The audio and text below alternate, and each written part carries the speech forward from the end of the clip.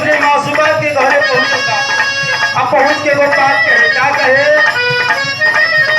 आज पानी तोहरा गलिया केने बारू हमार गलिया।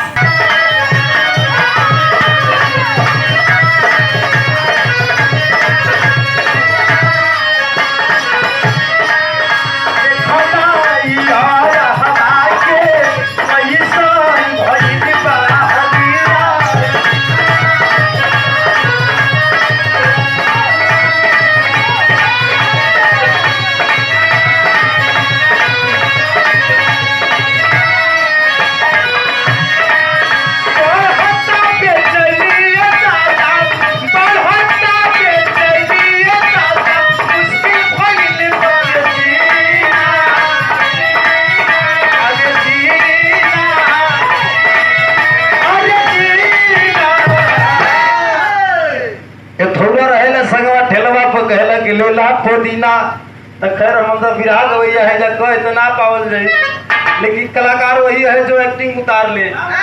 अरे ले ला पोदीना, ले ला पोदीना, ले ला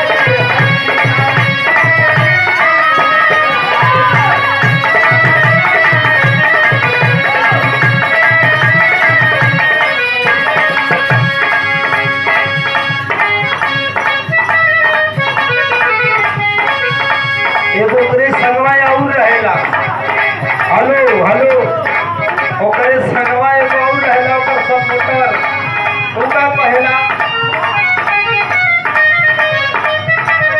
वो आशिक का सपोर्टर रहला, ओकरे सपोर्ट में पहला का पहला निकला जल्दी निकला जल्दी निकला बहरा।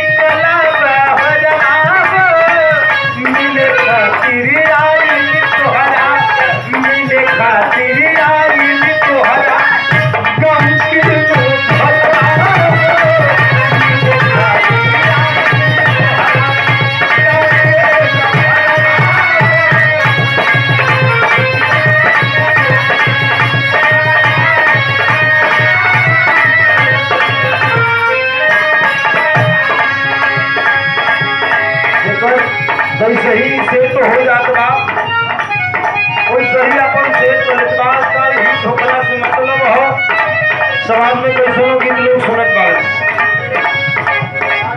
आवा मास्टर